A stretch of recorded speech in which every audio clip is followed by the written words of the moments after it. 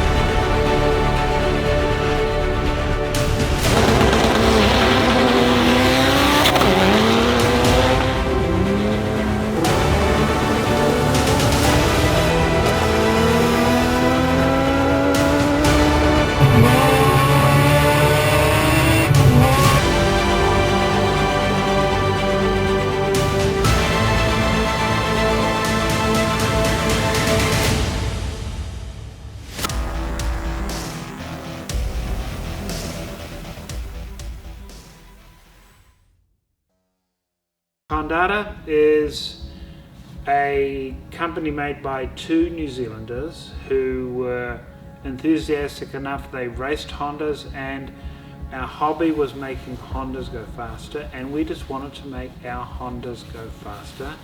And the way we got into this was by decoding what was in the computer of our B16A CRX, and that took a long time. We decoded all the bits and bytes in the computer and also traced all the wires on the computer, and we figured out that, hey, we need to come to the US because this is the center of the Honda tuning universe. And we decided, well, not decided, we had to be in the market where everything was happening, where people were putting turbos on their Integra GSRs, people were building supercharger kits, developing camshafts, and they needed bigger injectors, they needed bigger fuel pumps, but most of all, they needed engine management. And engine management is where technology comes into play. Yes, it's understanding what are the tables inside the computer and understanding what are the instructions inside the computer and the interplay between the code, the instructions, the tables, and getting the right air-fuel ratio for the turbo or supercharger that you've got, and the right ignition timing, tuning for high octane fuels. It's the Honda Civic, Nick, is the modern hot rod. That's a very bold statement right there, for sure. It is. Typically the term hot rod is known for domestic vehicles like Yes. big powered V8s. How do you compete in an industry where, pretty early on, that's all we had as far as hot rodding?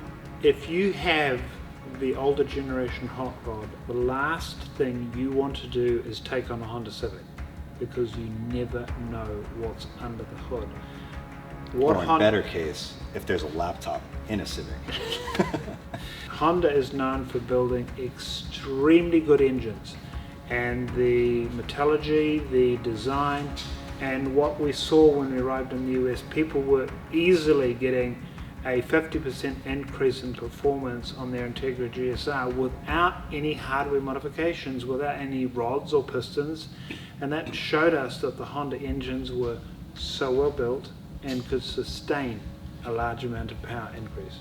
But have you ever gone up against traditional hot rods like V8s? There's a racetrack at the Almirage Dry Lake Bed just a little bit north of here, and the Almirage Dry Lake Bed and similar lake beds is where drag racing started, and it started with the domestics. And our entry into the US and setting up Hondata after a few years we decided to show the land speed racing industry what a small capacity Honda engine could do, and we have respect now. But in order to get respect, you have to get records. Yes. We've got, my wife and I have got between us about 50 land speed records. 50. Wow. And we started off slowly and went faster and faster, and as we learned, we put what we learned back into our products. For example, when we first came out with the K-Pro, which was the K-Series ECU to drive the Acura RSX engine, we added in 1 channel for nitrous, then 2 channels for nitrous, and then 3 channels for nitrous. So we could do multiple nitrous, big injectors. We could make a lot of horsepower out of the small capacity engines, and then we put them on the bottom of the salt flats, and not effectively, a race on the bottom of the salt flats is like a 5-mile drag race. Jeez. That's a lot of wear and tear on a lot of different components. Yeah, but this is a Honda engine. We can just go back out and run again and run again and run again and run again because it's a Honda engine.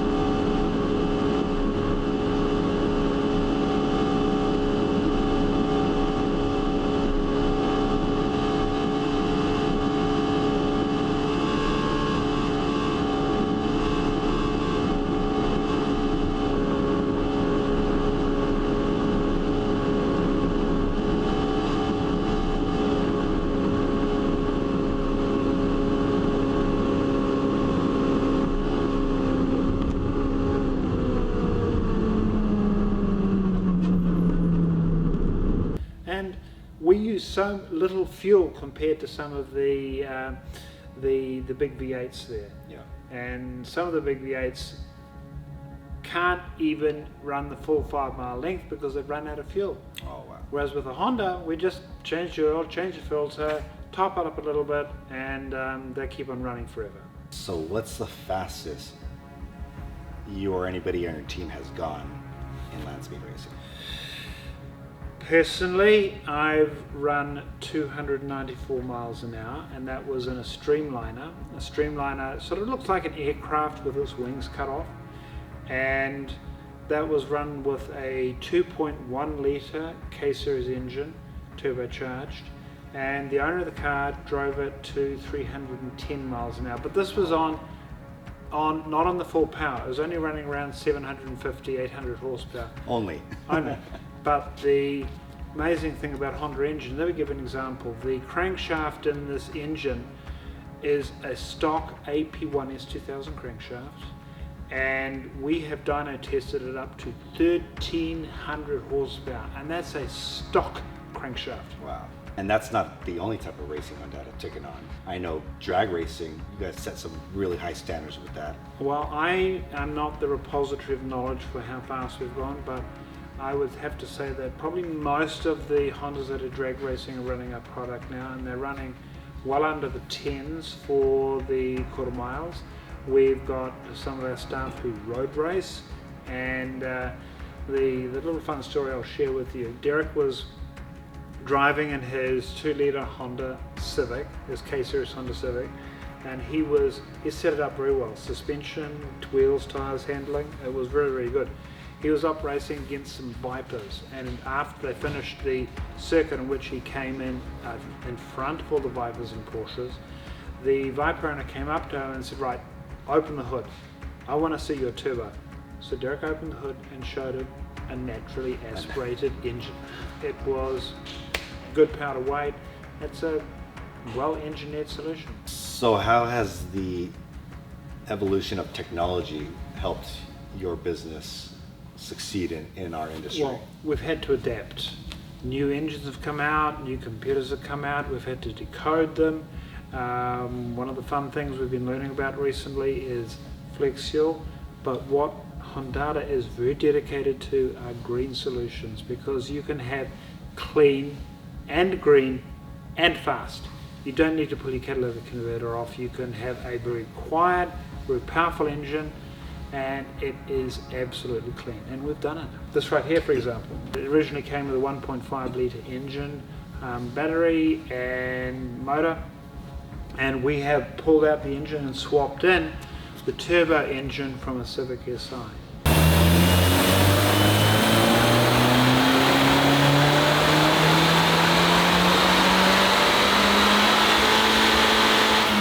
And as a result, the CRZ makes twice the power, twice the torque, is 100 pounds lighter, and get this for kicks, it passes smog. It is clean.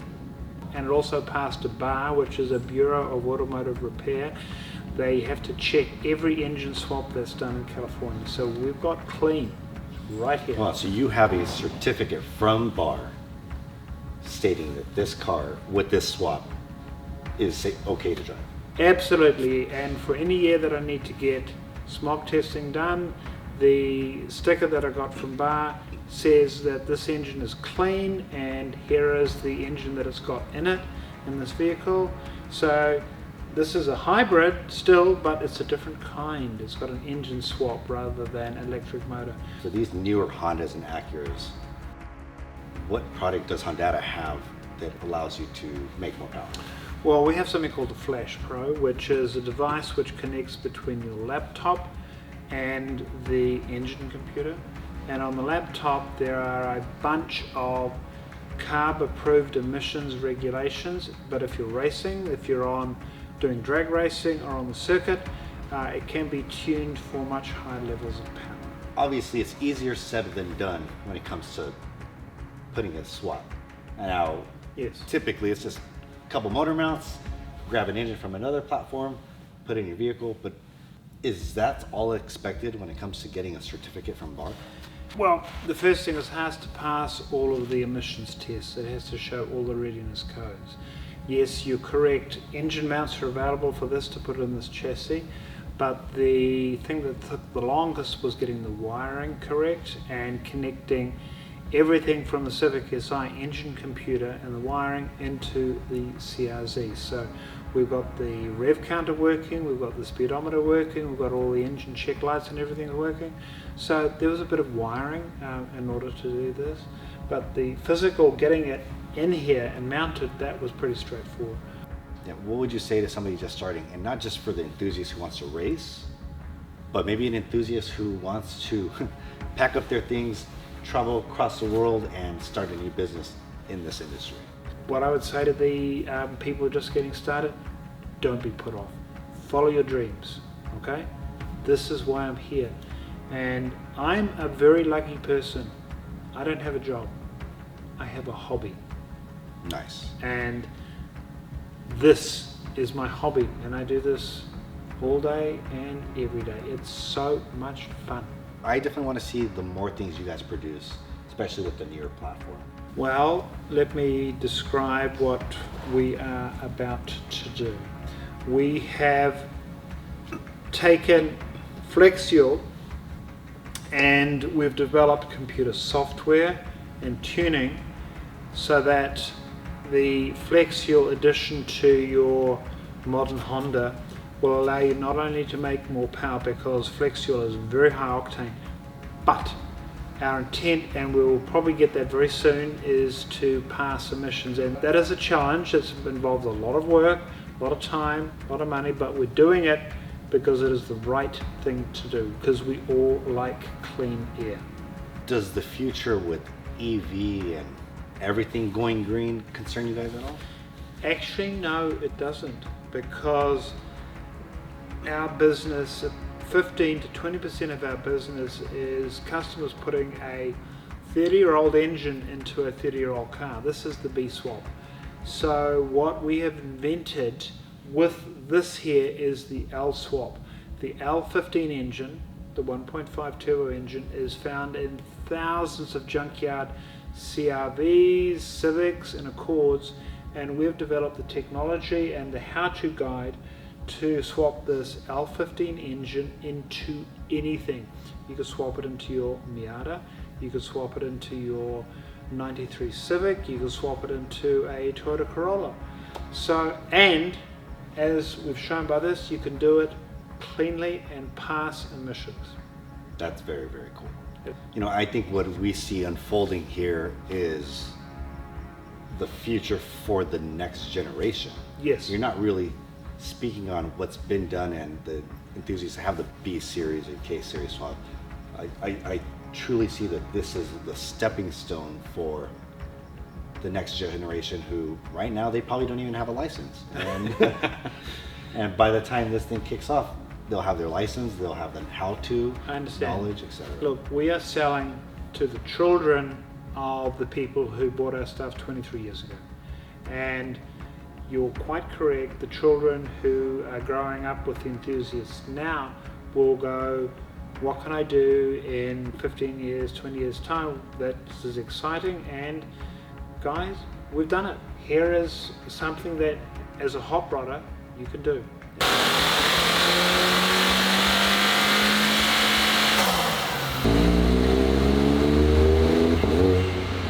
Off camera, we had a little discussion that there are other things Hondata is doing to grow this community within the Honda and Acura platform. Do you want to touch base what with we that? were talking about a little bit earlier is we are starting a jailbreak tour.